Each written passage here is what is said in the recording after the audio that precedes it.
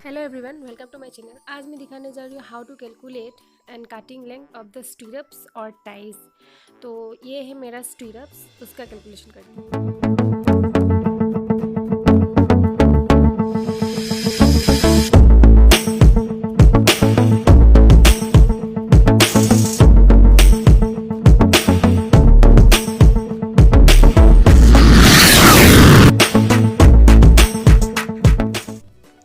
तो friends, how to calculate the length and cutting length of stirrups और ties.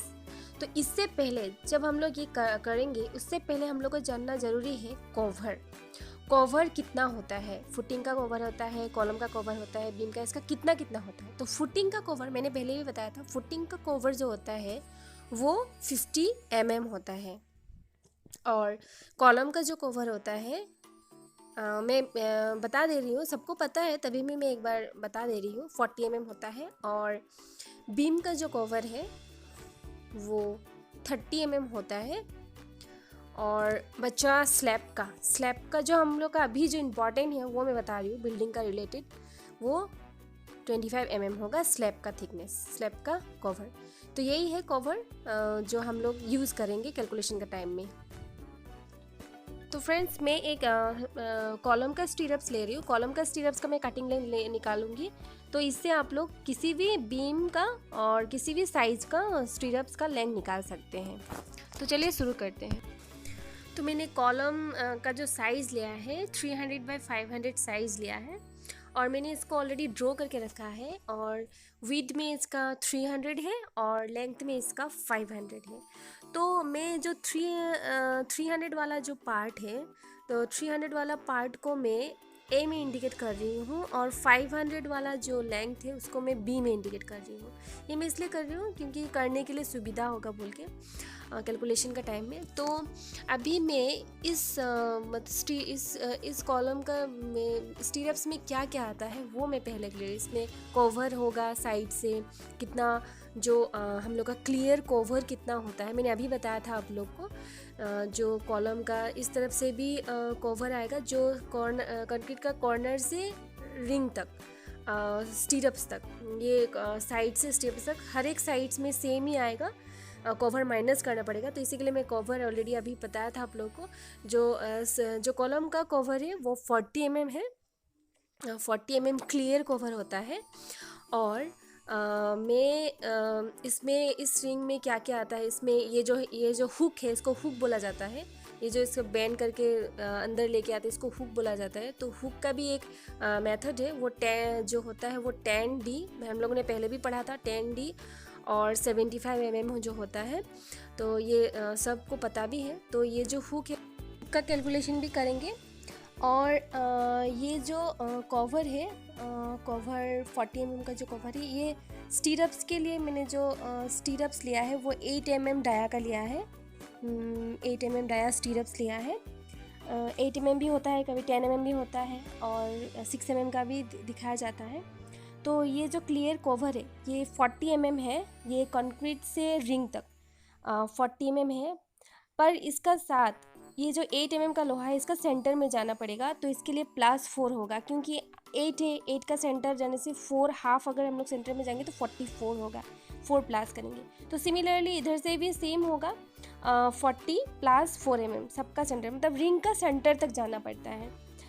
तो ये 4 प्लस करना पड़ेगा, तो इसको लेके 44, जो चारों तरफ से सेम सिमिलर कवर हम लोग का होगा, सेम 40 + 4, और सेम इधर भी 40 + 4, 40 + 4। तो यही है। तो इसको अभी हम लोग का कवर मिल गया, तो 500 का भी 300 का भी, तो इसको दोनों तरफ से माइनस करना पड़ेगा कवर को। तो मैं इसको लिख देती हूँ, ए का पहले हम लोग निकालेंगे, ए का लेंथ कितना है। और ए का निकालने के लिए 300 हम लोग का विड्थ था, 300 - 44 किया। -44 इसलिए किया क्योंकि मैंने अभी बताया था जो कवर था 40 + 4 -44, तो ये दोनों तरफ से आएगा, क्योंकि ये दोनों तरफ से आएगा बोल के ये इधर से भी आएगा और इधर से भी आएगा, दोनों तरफ से माइनस करना पड़ेगा, तो इसलिए इंटू 2 होगा। तो इसको माइनस कर लेते हैं, कितना आएगा आप लोग भी एक बार माइनस कर लीजिए। 300 - 44, तो ये आ गया 212। तो हम लोग को मिल गया A 212। A212 मिला। अभी हम लोग बी का कैलकुलेशन करेंगे, जो 500 विथ का था, लेंथ का था, उसका कैलकुलेशन करेंगे। तो ये भी सिमिलरली 500 होगा, 500 माइनस 44 इंटू 2 कर दिया, क्योंकि तो इसका भी दोनों तरफ से आएगा, इधर से भी आएगा, इधर से भी आएगा। तो 44 माइनस कर दिया, जो 44 कवर था इसको माइनस का इंटू 2 कर देने से इसका जो लेंथ आएगा, आप लोग भी कैलकुलेशन कर लीजिए, मैं भी करती हूँ। यह आएगा 412, तो 412। तो हम लोग का अभी लेंथ और ब्रेथ का साइज़ मिल गया, 212 और बी। अभी मैं हुक का दिखाती हूँ, रिंग का जो हुक है, अभी मैं हुक का दिखाती हूँ। हुक जो है वो मैंने लिखा है, वो 10D और लेस देन 75। ये हम लोग पढ़ने का टाइम में भी पढ़ा था, आप लोग को भी याद होगा, 10D और 75 mm। तो जो ये हुक है, सपोज़ ये इसका एग्जाम्पल एक दे रही हूँ मैं। सपोज़ 10D 8 mm है, तो इसलिए मैं 8 mm के लेके कर रही हूँ। 8 mm डाया है, स्टीरअप्स कर रही लेंथ, स्टीरअप्स है, तो 10 इंटू 8 कर दिया, तो ये हो गया 80 mm। तो 80 है, तो इसलिए हम लोग 80 लेंगे, तो ये 75 नहीं ले सकते, तो 80 लेना पड़ेगा हम लोग को। अगर सपोज़ हम लोग का, मैं एक बार बोलती हूँ, अगर सपोज़ ये 6 mm का लोहा हुआ, 6 mm का भी रिंग होता है, आप लोग को पता है। अगर 6 mm का रिंग हुआ, तो अगर 10D करते हैं, 10 इंटू 6 अगर करते हैं, तो 60 mm आएगा। तो ये हम लोग का लेस देन 75 mm हो गया, तो हम लोग 75 को लेंगे, 60 को नहीं ले सकते। तो आई होप आप लोग को क्लियर कर दिए। हुक जो है 10D 75 mm ये फिक्स्ड है। तो आई होप फ्रेंड्स आप लोग को 10D का बारे में थोड़ा बहुत पता हो ही गया।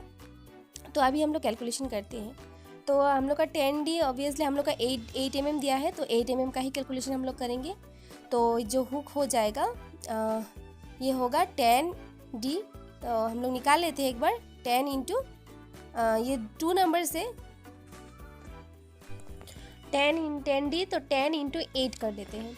तो इसको करने से हम लोग का आएगा ये 2 इंटू 10 इंटू 8, जो 10D था तो 8 mm आया। तो इसके लिए 10 इंटू 8 अगर करेंगे तो इसका आएगा, कैलकुलेशन करें, 160 आएगा, 160 mm, 160 mm। ठीक है, तो ये हुक हम लोग को मिल गया। तो अभी मैं एक चीज़ दिखाती हूँ, यहाँ पे जो साइड में जो बेंड होता है, ये जो साइड से ये जो हुक बोलते हैं इसको, तो ये 90 डिग्री का बेंड होता है। तो ये 90 डिग्री का बेंड होता है, और साइड से तीनों तरफ से 90 डिग्री का बेंड होगा। इसमें भी इसको हुक बोला जाता है। और ये जो हुक के लिए आया, ये 35 डिग्री बेंड हुआ है। तो ये दोनों रिंग इधर से आके अगर इधर आएगा तो 35 डिग्री, तो दोनों तरफ से बेंड होगा। तो इसमें भी एक फॉर्मूला है, हम लोग 90 डिग्री बेंड को कैलकुलेशन में 2D लेते हैं, और 135 डिग्री बेंड को हम लोग 3D लेते हैं, और 45 डिग्री अगर कहीं पे लिंक हुआ तो इसके लिए 45 डिग्री ऐड होता है, तो उसमें 1D लिया जाता है। ये हम लोग को याद रहना पड़ेगा। तो अभी मैं दिखाती हूँ, ये 90 डिग्री बेंड जो है, हम 1 2 3, तो मेरा कितना आया 2D, इसका मतलब 3 नंबर्स आया। ठीक है, और दूसरा ये जो 35 डिग्री का आया, जो साइड में दो हुक हुआ, उसके लिए मेरा आया ये 2 नोज।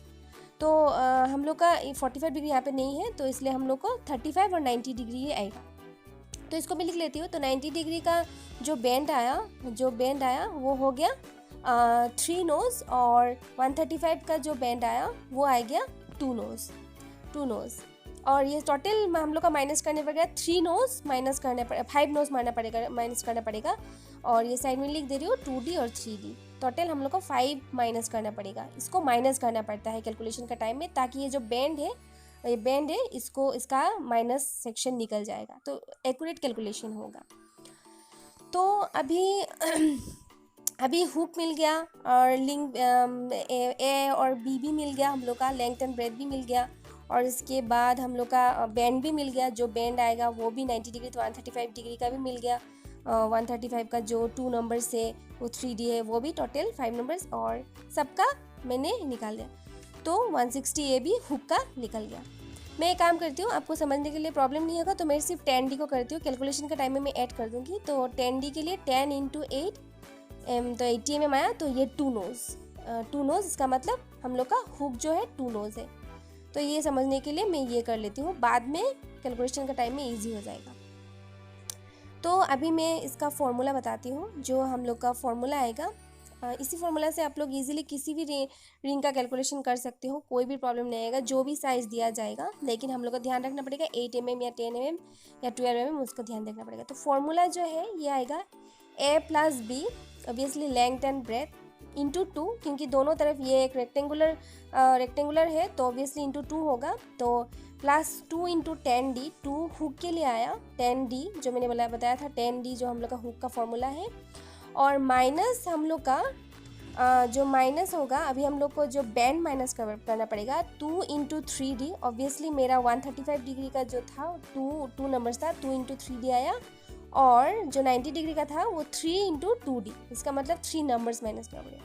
तो ये a और b ऑब्वियसली ये इंटू 2 हो गया। लेंथ और ब्रेथ जो भी था 500 और 300 का जो हम लोगों ने निकाल के रखा है ऑलरेडी, वो हो गया इंटू 2, और प्लस 2 इंटू 10d, ऑब्वियसली ये हुक है, 2 नंबर्स हुक है इसलिए 2, और 10d फॉर्मूला के लिए 10d आया, और 8 mm जो आया वो d का ये है 8 mm आएगा, और माइनस 2 ऑब्वियसली 3d, ये जो 135 ये दोनों का हुक का जो 2 नंबर्स था, तो 135 का 2 नोज बैंड था जो 3d मैंने बताया था आप लोगों को, यही है, इसको माइनस करना पड़ेगा। और 3 और d, तो d 8 mm आ जाएगा, तो ये 2 नंबर्स 3d, तो ये वाला हुक हो गया। अभी आ गया 3 इंटू 2d, तो 3 इंटू 2d क्या, 90 डिग्री का बेंड मैंने बताया था, 3 नंबर्स 2d जो होता है, तो 3 नंबर्स 1 2 3, तो ये 3 हो गया माइनस, और इंटू 2d।